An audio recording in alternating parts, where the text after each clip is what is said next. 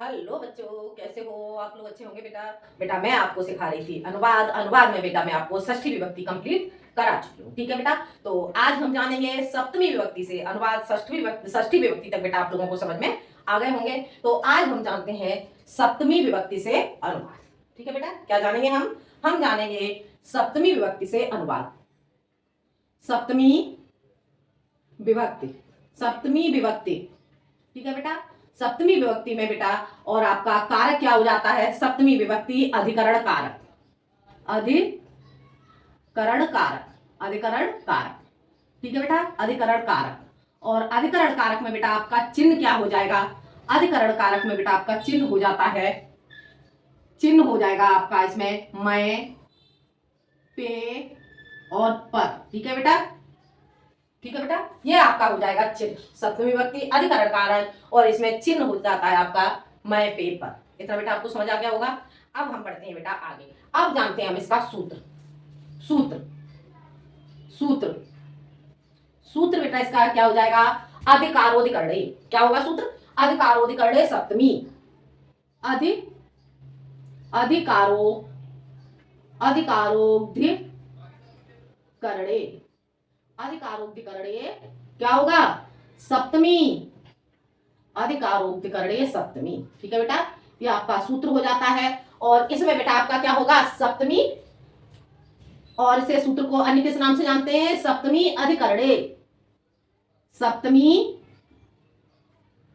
अधिकरणे, अधिकरणे, सप्तमी अधिकरणे च। ठीक है बेटा, सूत्र क्या हो जाएगा? सप्तमी अधिकरणे च। आगे समझ में आपका सूत्र हो जाएगा अधिकारोधिकरणे सप्तमी। और इसे अन्य हम सप्तमी अधिकरणे च सूत्र, सप्तमी अधिकरणे नाम से भी जानते हैं सूत्र को। हो गया क्लियर बेटा? ये आपको सूत्र समझ में आ गया। अब हम जानते हैं सूत्र के बारे में। ठीक है, तो जान लेते हैं हम इस सूत्र के बारे में। इस सूत्र का प्रयोग कहाँ होता है तो ये चीज मैं आपको बता देती हूँ। जानते हैं क्रिया, क्रिया के, क्रिया के आधार, क्रिया के आधार। समझ आ रहा है बेटा? ये आधार लिखा हुआ है। ठीक है, क्रिया के आधार, क्रिया के आधार, आधार को, क्रिया के आधार को अधिकरण, अधिकरण, क्रिया के आधार को अधिकरण कहते हैं, कहते हैं। आगे बेटा समझ में, क्रिया के आधार को अधिकरण कहते हैं। और अधिकरण में, अधिकरण में, अधिकरण में सप्तमी विभक्ति, सप्तमी विभक्ति, सप्तमी विभक्ति का प्रयोग होता है, प्रयोग होता है, होता है। आगे बेटा समझ में, क्रिया के आधार को अधिकरण कहते हैं और अधिकरण में सप्तमी विभक्ति का प्रयोग होता है। हो गया क्लियर? समझ आ गया? अब जानते हैं हम इसका दूसरा नियम। देखो दूसरा नियम क्या होगा बेटा? जिस जिस जिस स्थान, जिस स्थान या समय में, समय में कोई कार्य, कोई कार्य किया जाए, किया जाए।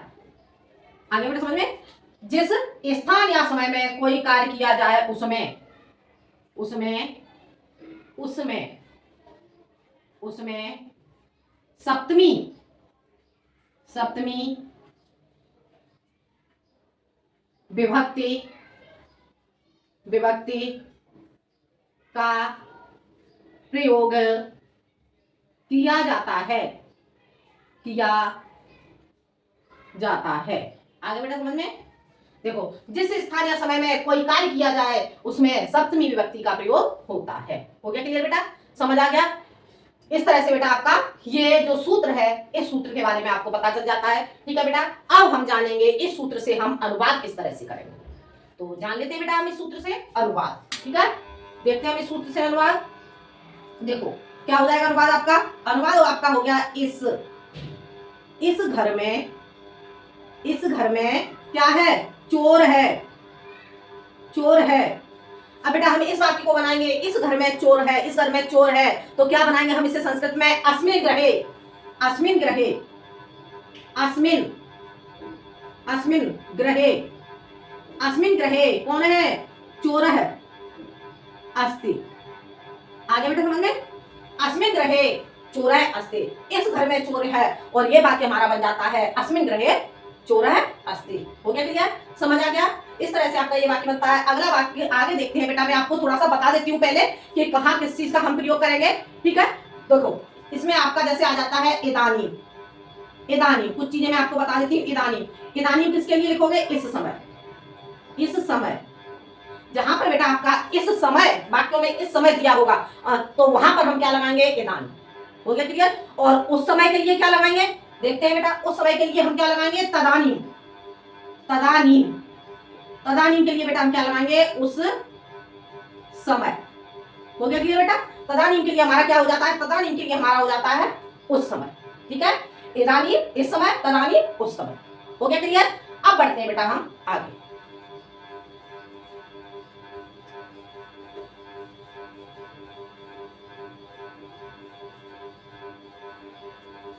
आगे के बेटा हम वाक्य देखते हैं। आगे के वाक्य देखो हम कैसे करेंगे जान लेते हैं। देखो वाक्य आपका हो जाता है इस पात्र में जल नहीं है, इस पात्र में जल नहीं है, इस पात्र में, इस पात्र में जल नहीं है, इस पात्र में जल नहीं है। वाक्य आ गया आपका बेटा इस पात्र में जल नहीं है, तो इसके लिए हम क्या लगाएंगे? इस पात्र के लिए अस्मिन्, अस्मिन्, अस्मिन् पात्रे, अस्मिन् पात्रे जलम, जलम नास्ति। ठीक है बेटा, आगे समझ में क्या वाक्य बनेगा आपका? अस्मिन् पात्रे जलम नास्ति, इस पात्र में जल नहीं है। हो गया क्लियर? आगे समझ में? अगला वाक्य देखते हैं हम। आगे देखते हैं वाक्य, नदियों में नाव चलती है, नदियों, नदियों में नाव चलती है, नाव चलती है। ठीक है, अब बेटा हम यहाँ पे सप्तमी व्यक्ति का प्रयोग करेंगे। नदियों में नाव चलती है, तो हम इस वाक्य को कैसे बनाएंगे? देखते हैं बेटा हम। नदियों में, अब सप्तमी व्यक्ति का वाक्य हमारा क्या आ जाएगा? नदियों में, मैं पेपर। ठीक है, ऐसे ही पात्र में, तो इस तरह से जो आपके में पेपर ये चिन्ह आ जाते हैं आपके, तो आप अपने आप जान लोगे कि यहाँ पर सप्तमी व्यक्ति का प्रयोग हुआ। ठीक है, तो नदियों में नाव चलती है, नदियों में, तो नदीसु सप्तमी व्यक्ति का प्रयोग करेंगे। सप्तमी में, नदी के रूप सप्तमी में देखेंगे हम किस तरह से चलेंगे, तो नदीसु, नदीसु, नदीसु, नौका, नदीसु नाव, नाव के लिए हम क्या लगाएंगे? नौका, नौका, नौका चलंती, नौका चलंती। आगे बेटा समझ में? नदियों में नाव चलती है, नदीसु नौका चलंती। ठीक है, अगला वाक्य देखते हैं। इतना बेटा आपको समझ आ गया होगा। झोपड़ियों में साधु रहते हैं, झोपड़ियों, झोपड़ियों में साधु रहते हैं, रहते हैं। ठीक है बेटा, झोपड़ियों में साधु रहते हैं। अब हम झोपड़ी के लिए बेटा हम सप्तमी व्यक्ति का प्रयोग करेंगे, तो जब झोपड़ी को हम संस्कृत में क्या कहेंगे बेटा? झोपड़ी को हम संस्कृत में कहते हैं बेटा उटस। ठीक है, क्या कहते हैं? उटस। तो झोपड़ी, उटस को हम सप्तमी व्यक्ति में प्रयोग करेंगे, तो क्या हो जाएगा हमारा? उट जेसु। क्या बन जाएगा वाक्य हमारा? उट जेसु, उट, उट जेसु।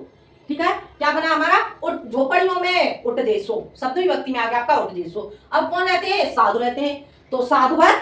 ठीक है, साधुवर, साधुवर, साधुवर रहना, रहना के लिए क्या आ जाएगा आपका? निवसंती। हो गया क्लियर बेटा? समझ आ गया? इस तरह से हम सप्तमी विभक्ति का प्रयोग करके वाक्य बनाएंगे। ठीक है, अगला आगे क्या बताया था आपको? दूसरा नियम समय। ठीक है, समय, जहां पर समय का प्रयोग हो जाएगा, समय। ठीक है, अब समय के लिए हम वाक्य कैसे बनाएंगे? तो जानते हैं हम समय के लिए वाक्य, आपके, आपके समय। क्या वाक्य बनाएंगे? वाक्य बनाएंगे बेटा, चलो ऐसे वाक्य ले लेते हैं हम। शाम के समय। ठीक है, शाम के समय, शाम के समय, शाम के समय, शाम के समय मैं क्या करती हूं? खेलती हूं, खेलती हूं। आगे समझ में? शाम के समय मैं खेलती हूँ। अब बेटा हम इस वाक्य को बनाएंगे, तो क्या बनाएंगे, शाम के समय, तो इसे कैसे बनाएंगे, सायं काले, ठीक है, समय के लिए क्या आ जाएगा, काले, ठीक है, तो कैसे बनाएंगे हम इसे, सायं काले, सायं काले, सायं काले क्या, अहम, कौन खेल रहा है, सायं काले मैं, अहम, अहम, अहम, अब कितने लोग खेल रहे हैं, मैं खेलती हूँ, तो ये आ जाएगा आपका क्रीड़ा में, ठीक है, शाम के समय में खेलती हूँ, ठीक है, तो सायं काले अहम क्रीड़ा में, हो गया क्लियर। अब अगला वाक्य, उस समय राधा खेलती है, उस समय मीरा खेलती है, ठीक है, तो क्या लगा देंगे हम, अगला वाक्य हमारा क्या बन जाएगा, उस समय, उस समय, उस समय कौन खेलती है, राधा, राधा खेलती है, उस समय राधा खेलती है। अब बेटा हम इस वाक्य को बनाएंगे, उस समय राधा खेलती है, तो क्या, अस्मिन काले, ठीक है, अस्मिन काले, अस्मिन, अस्मिन काले, अस्मिन काले कौन खेलती है, राधा, राधा या मीरा, ठीक है, नाम जो भी नाम लेंगे हम, कुछ भी नाम लेके बना लेंगे, तो अस्मिन काले राधा खेलती है, तो क्रीडते, क्रीडते, हो गया क्लियर बेटा, इतना आपको समझ में आ गया होगा, यह सूत्र बेटा आपको समझ में आ गया होगा। अब चलते हैं बेटा हम अगले सूत्र की ओर, अगला सूत्र हमारा क्या हो जाएगा, यतस्य निर्धारणम, ठीक है, तो चलते हैं हम अगले सूत्र की ओर। अगला सूत्र हमारा क्या हो जाएगा बेटा, यतश्च निर्धारणम, ठीक है, देखते हैं बेटा अगला सूत्र, अगला सूत्र क्या होगा, यतश्च निर्धारणम, सूत्र, सूत्र हमारा बन जाता है यतश्च निर्धारणम, निर्धारणम, ठीक है, यतश्च निर्धारणम, हो गया क्लियर, क्या सूत्र हो जाएगा हमारा, यतश्च निर्धारणम। अब हम इस सूत्र के बारे में जानते हैं, सूत्र की परिभाषा क्या हो जाती है, तो देखते हैं, जहां किसी, जहां किसी, जहां किसी क्या, जहां किसी समूह, जहां किसी समूह, जहां किसी समूह से, समूह से गुण या दोषों, दोषों के आधार पर, गुण या दोषों के आधार पर, आधार पर, जहां किसी समूह के गुण या दोषों के आधार पर निर्धारण, निर्धारण, निर्धारण किया, किया जाए, तो उसमें, उसमें षष्ठी, उसमें षष्ठी, षष्ठी या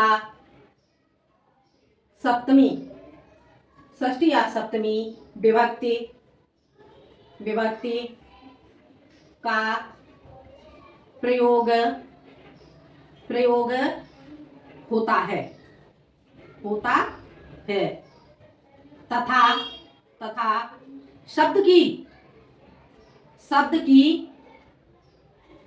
उत्तम अवस्था, उत्तम अवस्था, उत्तम अवस्था, शब्द की उत्तम अवस्था, उत्तम अवस्था का प्रयोग होता है, होता है।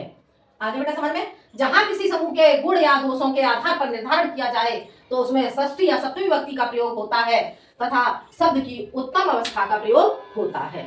हो गया क्लियर बेटा, इतना समझ आ गया, यह हो जाता है आपका परिभाषा के बारे में, ठीक है, जो सूत्र है, सूत्र की परिभाषा, हो गया क्लियर, इतना आपको समझ आ गया होगा। अब पढ़ते हैं बेटा, हम इससे अनुवाद जानेंगे, हम इससे अनुवाद कैसे करेंगे, देखते हैं। लड़कों में क्या वाक्य हो जाएगा हमारा, लड़कों, लड़कों में मोहन, मोहन सबसे, सबसे अधिक, सबसे अधिक कैसा है, लड़कों में मोहन सबसे अधिक सुंदर है, सुंदर है, ठीक है बेटा, लड़कों में मोहन सबसे अधिक सुंदर है। अब यहाँ पर क्या, उत्तम अवस्था, ठीक है, तो क्या, लड़कों में, तो क्या हो जाएगा, बालकेशु, बालकेशु, बालकेशु, बालकों में कौन, मोहन, तो बालकेशु मोहन है, मोहन है, कैसा है? सुंदरतम है, सुंदरतम है अस्ति, सुंदरतम है अस्ति। ठीक है बेटा, अस्ति हो गया क्लियर। लड़कों में मोहन सबसे अधिक सुंदर है, तो बालकेश मोहन है सुंदरतम है अस्ति। यहाँ पर उत्तम अवस्था आ जाती है क्योंकि मोहन यहाँ पर सबसे उत्तम हो जाता है। ठीक है, अब ये वाक्य बेटा आपका कौन सी विभक्ति से बनता है? ये वाक्य आपका बन जाता है बेटा सप्तमी विभक्ति से। ठीक है, अब हमें कौन सी विभक्ति से और जानना है? अब हम जानते हैं षष्ठी विभक्ति से वाक्य। तो षष्ठी विभक्ति से क्या आ जाएगा? षष्ठी विभक्ति से हम इस वाक्य को कैसे बनाएंगे? बाल का नाम, क्या? बाल का नाम, बाल का नाम मोहन है सुंदरतम है अस्ति। ठीक है, बाल का नाम मोहन है सुंदरतम है अस्ति। इस तरह से भी हम इसे षष्ठी विभक्ति से बना सकते हैं। और सप्तमी विभक्ति से बनाएंगे तो हम बालकेशु लगाएंगे, और षष्ठी विभक्ति से बनाएंगे तो बाल का नाम लगाएंगे। ठीक है, क्योंकि षष्ठी विभक्ति में आपके रूप कैसे चलते हैं? बालका से बाल के हो बाल का नाम। ठीक है, और बालका से बाल को बाल का नाम, बाल के हो बालकेशु। ठीक है, तो यहाँ पर कितने बालक हैं? बालकों में, सभी लड़कों में। तो बहुत सारे लड़कों में मोहन का चुनाव किया जा रहा है कि मोहन कैसा है, तो बहुत सारे लड़कों में चुनाव करने के कारण यहाँ पर हमें क्या लगाएंगे? सब यहाँ पर बहुवचन का प्रयोग करेंगे। ठीक है, तो बालकेशु या बाल का नाम हो गया क्लियर बेटा, समझ आ गया? बहुवचन का प्रयोग किया हमने तो बालकेशु आ गया और बाल का नाम आ गया। ठीक है, सप्तमी में बालकेशु आ गया और षष्ठी में हमारा आ जाएगा बाल का नाम बहुवचन। हो गया क्लियर? अब बढ़ते हैं बेटा हम आगे के हम वाक्य देखते हैं बेटा, इतना आपको समझ आ गया होगा। लड़कियों में अनुराधा सबसे अधिक सुंदर है। ठीक है, लड़कियों में अनुराधा सबसे सुंदर है। क्या वाक्य बन जाएगा हमारा? लड़कियों में अनुराधा, लड़कियों में अनुराधा सबसे सुंदर है, सबसे सुंदर है। लड़कियों में अनुराधा सबसे सुंदर है, तो लड़कियों में अनुराधा सबसे सुंदर है, तो लड़कियों में हम यहाँ पर सप्तमी विभक्ति का प्रयोग करेंगे तो क्या? बालिकासु। क्या आ जाएगा? बालिकासु, बालिकासु, बालिकासु। कौन? अनुराधा कैसी है? सबसे सुंदर है, तो यही लगा देंगे हम सुंदरतमा अस्ति। आगे बेटा समझ में?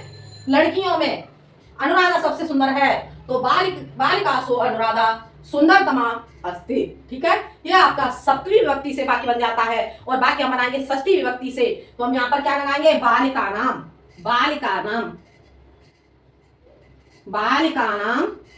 अनुराधा सुंदरतमा अस्ति। ठीक है बेटा, क्या बन जाएगा? बालिका नाम अनुराधा सुंदरतमा अस्ति। हो गया क्लियर? इस तरह से आपका बेटा ये वाक्य बन जाता है। अब बढ़ते हैं बेटा हम अगले वाक्य की तरह।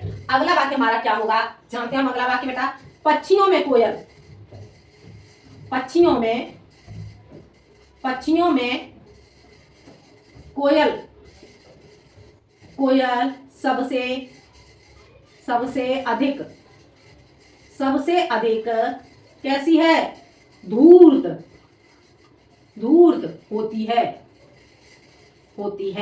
आगे बेटा समझ में? पक्षियों में कोयल सबसे अधिक धूर्त होती है। अब हम इस वाक्य को बनाएंगे बेटा, तो यहाँ पर हम क्या लगाएंगे? पक्षियों में हम सप्तमी विभक्ति का प्रयोग करेंगे, तो क्या हो जाएगा हमारा? खगेशु। क्या लगाएंगे? खगेशु। कौन? खगेशु कौन? कोयल के लिए हम क्या लगाएंगे? कोकिला। खगेशु कोकिला कैसी है? सबसे अधिक धूर्त, तो हम क्या लगाएंगे? धूर्ततमा।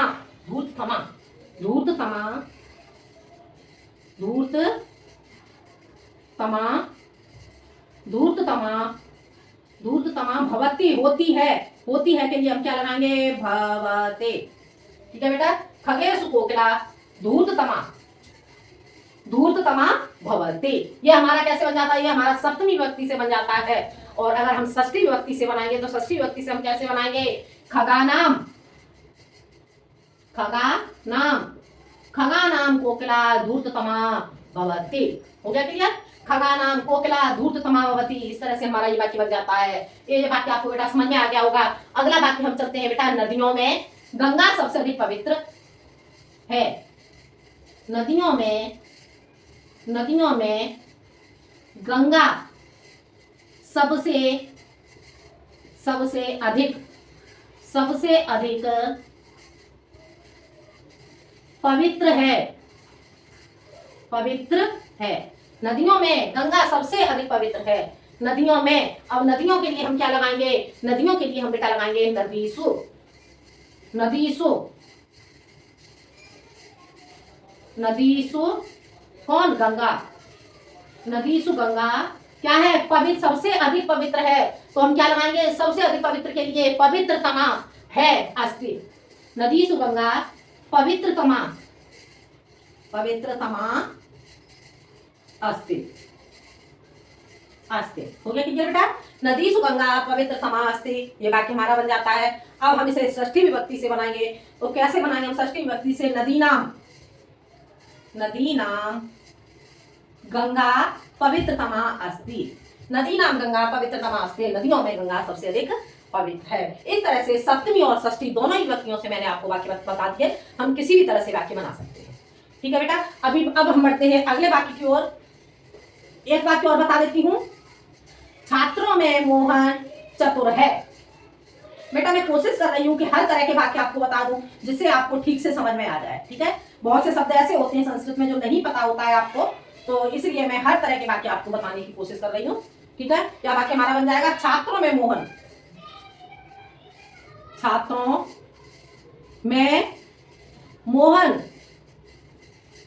मोहन क्या है?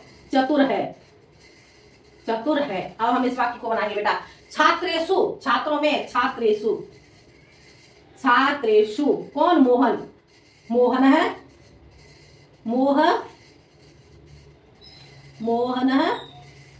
चतुरः अस्ति। ठीक है? और इसी तरह से हम षष्ठी से कैसे बनाएंगे? छात्राणाम, छात्रों में बहुवचन, छात्राणाम मोहन है, चतुर है, अस्ति। हो गया क्लियर बेटा? इस तरह से हमारा ये वाक्य बन जाता है। तो ये वाक्य मुझे लग रहा है बेटा आपको समझ में आ गए होंगे। अब हम चलते हैं बेटा अगले सूत्र की ओर। कौन सा सूत्र? अगला सूत्र हम जानेंगे बेटा। तो जान लेते हैं बेटा हम अगला सूत्र। अगला सूत्र हमारा क्या हो जाएगा? देखो सूत्र हमारा क्या हो जाएगा बेटा? जानते हैं।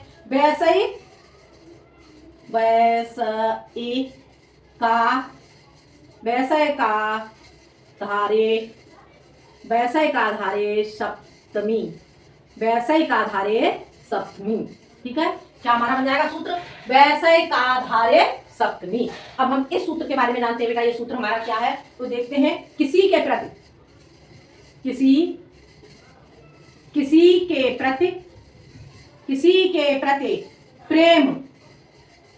प्रेम स्नेह और भक्ति और क्या जाएगा आपका? श्रद्धा और आकर्षण। ठीक है?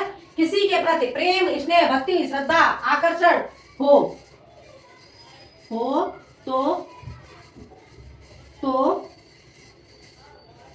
तो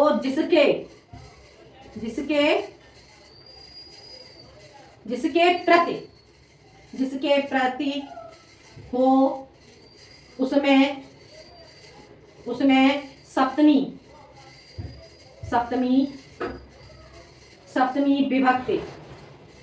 विभक्ति का प्रयोग होता है। हो गया क्लियर बेटा? किसी के प्रति श्रद्धा प्रेम स्नेह भक्ति, किसी के प्रति प्रेम स्नेह भक्ति श्रद्धा आकर्षण हो तो जिसके प्रति प्रेम किया जाए, जिसके प्रति आकर्षण हो और जिसके प्रति श्रद्धा हो, उसमें हम क्या करेंगे? सप्तमी विभक्ति का प्रयोग करेंगे। हो गया क्लियर बेटा? जिसके प्रति ये भावनाएं उत्पन्न होती हैं उसमें हम सप्तमी विभक्ति का प्रयोग करेंगे। हो गया क्लियर? जानते हैं बेटा हम। अब इससे हम अनुवाद जानेंगे। राधा कृष्ण से प्रेम करती है। क्या हो जाएगा वाक्य हमारा?